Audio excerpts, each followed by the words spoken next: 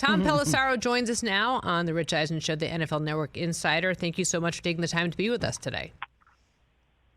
Well, thank you very much, Suzy, for filling in. I know what it's like to sit in that chair. Rich has been gracious enough to have me out there, but I think you still sit atop the power rankings in that regard. That's because he doesn't have to pay me, but that's okay. Do you know what I mean? Like, and also, there have been times where I've hit his alarm clock and suddenly showed up at the studio because I'm bored and missed the microphone. But how are you today?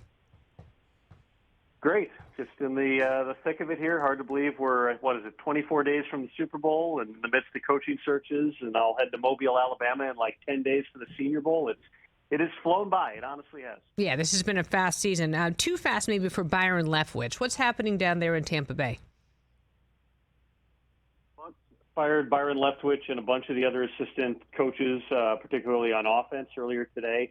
This was, I would fairly say, a poorly kept secret within the league. It had been known for weeks, if not months, that Leftwich was unlikely to return. And I think that, you have a situation here where Todd Bowles found out in March of last year that he was going to be the head coach when Bruce Arians stepped aside. And, of course, Tom Brady then came back and ended up starting. That's not an ideal time of year to completely remake your offensive staff. Bowles goes back quite a ways with some of the coaches on that team because they also were Bruce Arians' assistants once upon a time, but he was unsatisfied with the offense throughout the year. I think it's fair to say Tom Brady was unsatisfied with the offense throughout the year, and now they head into a fascinating offseason where Brady is a free agent. No telling exactly what the future holds for him, but all options, including going back to Tampa, are on the table. And whether he's there or not, this offense is going to look a whole lot different in 2023. Before we talk about Brady, I want to talk about Leftwich because he had so many people looking at him last year for head coaching jobs. What do you think this means for him? Like, who might be looking at him? It's a good question. This is a really rare cycle, too, where we have more offensive coordinator openings than I can ever remember. Because with Leftwich fired, that makes 7 current OC vacancies. There still are a couple more that potentially could open up as we move forward here. And then you have 5 active head coaching searches. There are not 13 or 14 offensive coordinators walking the planet right now who are just going to walk in and be, instantly ready to do that job. And so there's a lot of moving parts. I've been on the phone, really all week here between coaches and agents and teams that are looking. Everyone's trying to figure out exactly what to do. Everybody wants to take the easy out at the end of a disappointing season. Okay, you fire the offensive coordinator, you move on. The question then becomes for a lot of people, now what? And if you didn't have a plan in place to have an instant upgrade, you're going to be looking at all the available options. Byron Leftwich is certainly one of those. Mike LaFleur got let go by the Jets. It certainly sounds like he'll end up ultimately with the Rams, but that's another significant name out there. Scott Turner had 8 different quarterbacks in 3 years with Washington. Is he a candidate for one of these OC jobs? There's up-and-comers, guys like Dan Pitcher, the Bengals quarterbacks coach, will be in that mix. Thomas Brown, the Rams assistant head coach. I could go on and on, but the point is you got a lot of potential people, but not a lot of coaches who are going to walk in, and every fan out there, much less the people in the building, are going to go, okay, we solved it, and this offense is ready to roll. And not everybody can have Sean Payton, the Washington Post, reporting that the Panthers owner wants to throw everything but the kitchen sink to get him there. But who are the leading candidates to get Payton? And is it really about them offering Payton a job or Payton accepting the job? I don't know that to be the case regarding the Panthers. I believe David Tepper is someone who is going to be very skeptical of having to give up multiple high draft picks to get a coach on top of paying him top dollar and all the other things that Sean Payton is going to want. Sean's a really good coach. There's a reason that 4 of the 5 teams with vacancies put in slips to interview him and currently have permission here. But when you're evaluating the different potential landing spots in Arizona, which the one team that has not of those 4 scheduled an interview that I'm aware of with Sean Payton to this point, he's going to want to set the personnel operation, and the Cardinals move to hire a new general manager in Mozzie Ossenfort first. That does not seem on paper like a situation that Sean Payton is going to want to get into. Never say never. Seen crazy things happen. In Carolina, I don't know that it's going to line up with working out the trade there, but TBD. Does Sean Payton want to work in a setup with Nick Caserio, in Houston. They had a conversation that is certainly still alive, but the one that seems to make the most sense just logically is the Broncos. They interviewed him on Tuesday. He has a strong GM there in George Payton, who he probably could work with. That would be an open question about what would happen on the personnel side of things. But he would walk into a situation where everyone hyper-focuses on the Russell Wilson trade and the picks you don't have. Well, Payton's also done a really good job drafting the last 2 years, and he has amassed picks in other deals, whether it was getting 2 threes for Von Miller in a contract year, or was trading Bradley Chubb and getting a 1, among other things, back in return. They're not bereft of resources there. And in terms of the money and the draft picks it would take to get Sean Payton, the Walton Penner ownership group wants to be aggressive. They opened this entire process with 3 coaches on their mind, and it was Sean Payton, Jim Harbaugh, and Dan Quinn. Harbaugh interviewed, would have liked to continue interviewing and remain a part of that process. The Broncos, though, wanted to run their process, and so eventually Harbaugh got to a point where he said, okay, I'm just going to go back to Michigan instead of waiting around to see what happens here. Sean Payton is still very much alive, and Dan Quinn is set to interview with the Broncos tomorrow in advance of the Cowboys' next playoff game coming up on Sunday. There are certainly some intriguing things about Quinn. He interviewed for the job last year. They ended up going with Nathaniel Hackett instead. He also has a close relationship with George Payton.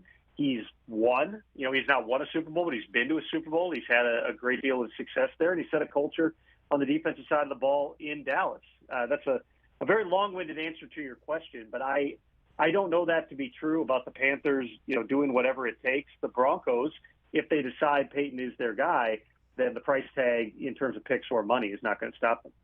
And Payton, the question is like you said, how much control does he want? I always think of Bill Parcells. I always think about the whole shopping cart thing. He wants to shop for the groceries. And you'd think Payton at this point has so much attention, and he's been deified. Maybe it's because he's the best available, but you have to wonder how much control he would want over his personnel. Well, you have to also remember Sean Payton back in 2006, really flipped that entire organization. The Saints had no winning history. They were coming off of Hurricane Katrina at that time. They, had to completely remodel things in terms of players. They made one, incredible move, bringing in Drew Brees, but there were a lot of other things there that Sean had to fix over the course of time. So he has shown he can do it. He also has taken over that job at, I want to say, 42 or 43 years old. Now he's 59. This is not a 10-year build for Sean. He's one of the best coaches in football. But he's going to want to do it his way and get things in order. And it's not just a matter of, power or control, so to speak, but he's just not going to want to be told, no, we're going to do things this way because that's how we do them here. He's going to want to do things the way that he knows can be successful in the NFL. He has, the pelts on the wall to prove that his way works. So it would be an interesting conversation wherever he would land, because all 4 teams now have general managers in place that have requested him. It'll be interesting to see exactly how that works, because I have no doubt he'd want to bring in one of his own personnel people, even if the existing general manager stays in place. And when you have that dynamic, you run the risk of potentially there being some friction as you try to build the thing. Tom Pelissero here on the Rich Eisen Show. Suzy Shuster in for Rich Eisen, who is out on assignment. Before we let you go, and I want to be careful with your time, Tom Brady. I mean, everyone loves to prognosticate. I mean, I've seen him doing everything. He's going to open for Siegfried and Roy in Vegas. You name it, what he's going to do. What do you think he's going to do? Siegfried and Roy sounds like a pretty good gig. Can't you see him? Well, can't you see Tom? Side, if Tom's with the Raiders, does he get a Vegas act too? Being a 46-year-old quarterback in the NFL seems pretty magical. So I think you could pretty much do anything. You'd be the new David Copperfield out there. Yeah, I mean, that's definitely a possibility. You got the connections with Dave Ziegler and Josh McDaniels. They are, in all likelihood, moving on from Derek Carr. They do have, they've got a stellar receiver in Devontae Adams. They got talented pieces on the defensive side of the ball. What they've been trying to do is set a new culture, and it's a culture that very much mirrors the one that Tom Brady and Josh McDaniels and Dave Ziegler saw can work in New England. And, of course, people are always going to poke the holes in everybody who comes from New England. You can't create that culture anyplace else. Maybe not. And Josh is not going to do things exactly like Bill's doing things, but there is a precision to everything that they do. It's how Tom Brady's mind is wired. You could potentially draft a quarterback, groom him for a year or two, because this is not going to be a 2-3 year type commitment for Tom Brady. If he continues to go it's very much going to be year to year at this point. I would just tell you, people close to Brady for the last 2 months have said all his options are on the table. He is showing that he seems more open to coming back and play another year than he did certainly a year ago at this time when he retired and unretired. But even back in September, he's had major changes in his life during that time. And some of those family dynamics will come into play too, where his parents live, the fact that his children are on the East Coast. Does he want to relocate to the West Coast, go back to San Francisco or go to Las Vegas or wherever it might be? Those are all things you have to take into account. He's the greatest player we've probably ever seen. He's also a human being, and that's never been more evident than it is right now. So he has some very human decisions that he needs to make, and I would anticipate that he's going to make them relatively expediently, because just like last year when he came back on the eve of free agency, Tom Brady knows if he comes back, he's only coming back for one thing, which is to try to win another championship, and you can't do that if you decide in June or July to come back and the rosters are already set and you have no flexibility to build the team the way you want it. Yeah, there's no way he's not coming back. I'm sorry. I just don't think there's any chance that this guy's going to go out the way he did. I get the parents were in the stadium and were with him when he walked out, but that could have been for any myriad number of reasons. I just think there's no chance. What about Lamar Jackson? What's the latest you're hearing from there? The Ravens are going to have a press conference with John Harbaugh and Eric DeCosta, I want to say in an hour or two here. So I would anticipate that you're going to hear some type of messaging at minimum, not, hey, we agreed to a contract, but at least a plan as they move forward here. My NFL Network colleagues, Ian Rappaport, Mike Garafolo, have been reporting that they believe that it's going to be a commitment to Lamar for next season, a commitment to continuing to run that style of offense with Greg Roman. But we'll see exactly how they decide to shape that. It's, the situation with Lamar is complicated because there's plenty of intellectual reasons that you can argue he should get every bit of the contract Deshaun Watson got and more in terms of the value of the deal and the guarantees in the deal. But this is, as all contracts are, about leverage. Kirk Cousins had the leverage to get a fully guaranteed contract because he played out 2 franchise tags and was on the verge of and went into unfettered free agency. Deshaun Watson, from a football perspective, not to discount the serious allegations of sexual misconduct, but from a football perspective, had a lot of leverage because he had multiple bidders, and the Texans said, go ahead and negotiate contracts. The Browns got him after he had told them that they were out by saying, we'll give you an unprecedented contract that's going to tick off basically every other team in the league. For Lamar to get to that leverage point, he would probably need to play out 2 franchise tags here. And we'll speculate, I'm sure, about is he actually going to show up if he gets tagged. Lamar played for like $3 million last season, and he played for about 20 or so, 24, I think, this season. The franchise tag is going to be closer to 40.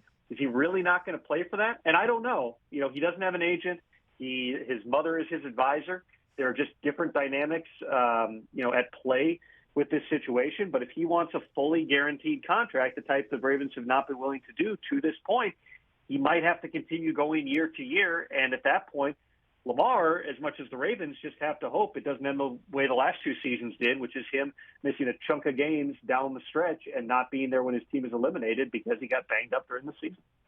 Tom, last question. Is this the direction the NFL is going with these fully guaranteed contracts? I mean, if I'm an owner, I'm shaking my head thinking, you've got to be kidding me.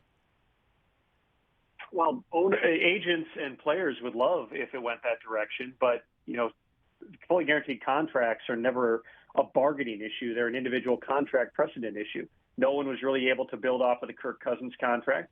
Nobody so far has been able to build off the Deshaun Watson contract. We've seen several other quarterback deals get done here. Again, it comes down to leverage. Players would love it if they start getting fully guaranteed contracts, but there's a variety of reasons that owners don't want to do that, not the least of which is the funding rule, which, to give you the short version of it, if you give somebody like Deshaun Watson $230 million fully guaranteed and you pay him $46 million in the first year, well, then the other, whatever that is, $184 million, you have to put into escrow by the end of this month. And it just sits there like a rock. Rich people don't like not making money off their money. And so unless that rule were to change, there's always going to be that barrier to fully guaranteed contracts.